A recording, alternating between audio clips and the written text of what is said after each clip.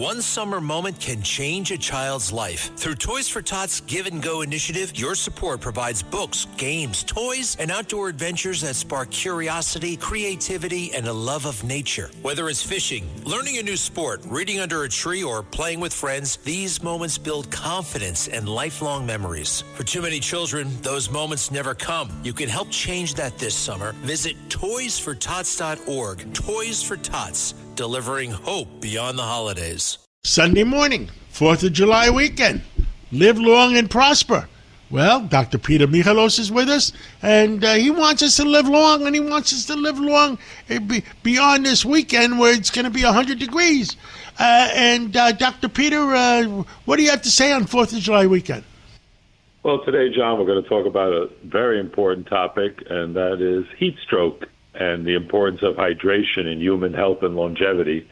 And the medical world is called hyperthermia from the Greek, which means a lot of heat, from hyper and thermia. And as humans, we really need hydration, not only for, keeps our skin looking better, but it's very important for removing toxins.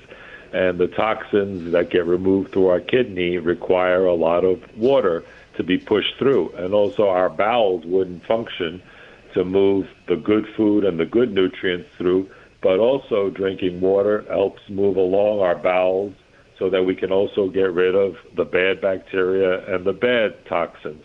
And it's extremely important that those liquids also contain a mixture of some different chemicals that are required, called electrolytes, like magnesium, sodium, and potassium, which we need for life. And our whole system of making energy requires water for the mitochondria, which are the powerhouses of the cells.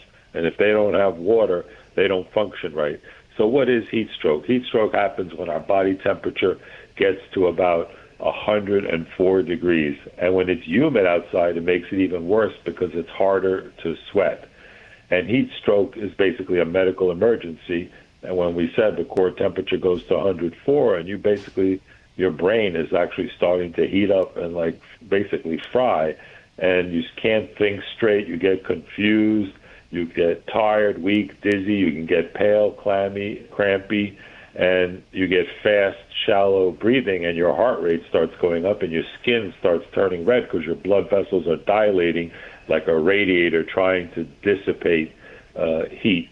So and a lot of times police officers see people about to have heat stroke, and they think that they're drunk or they're having a drug overdose, but it's really that the brain goes into shutdown mode. That's why you can pass out and go into coma, because your body's trying to shut down, don't use any more energy, and you need to try to cool people down. Ways to avoid heat stroke, of course, we talked about the importance of drinking water and hydration. And I tell people in the morning, try to front load your fluids even before you go out. Try to take down a whole 32-ounce bottle of water by the time it's noon, before you go into the heat.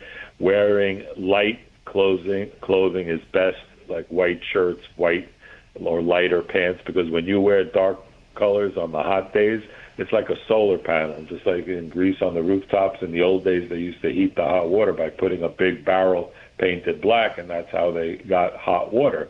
And the same thing with clothes. You want to wear light clothes and a light hat, preferably a wide brim hat, to create a shadow on your head and neck and your face.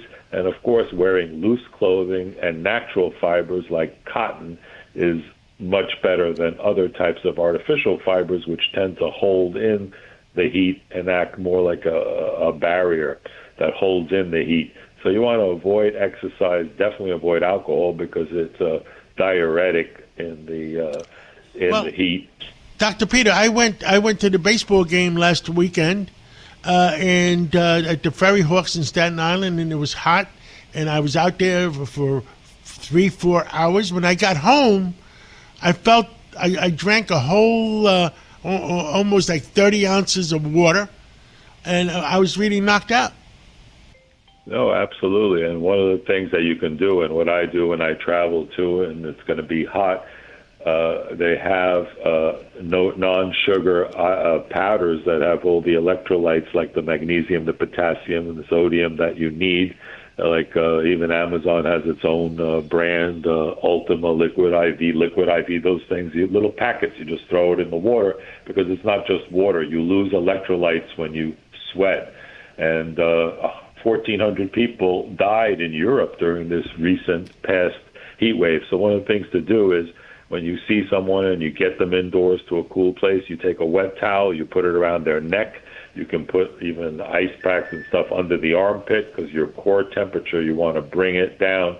And even if you take a wet towel or a wet sheet and just put it on their body.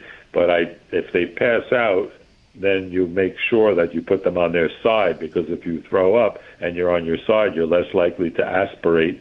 And sometimes people have to go to the emergency room and get intravenous IV fluids to get caught up with the loss of fluid and the loss of volume. Because when you don't have fluid in your body, even your kidneys start to try to shut down. So very important for hydration, for longevity, and staying in the shade. And that's why God created these beautiful trees, and mankind has been hiding in trees and also underground. If the air conditioners go out in a city, the best place to go is to go into the basement of your building, because below ground it basically is constant around 55 degrees, and that's why our ancient ancestors would go into caves, because caves were part of the earth, and the earth maintains a year-round 55 degrees. Either that, or make sure you have plenty of gas in your automobile, your car, and your car air conditioner's working.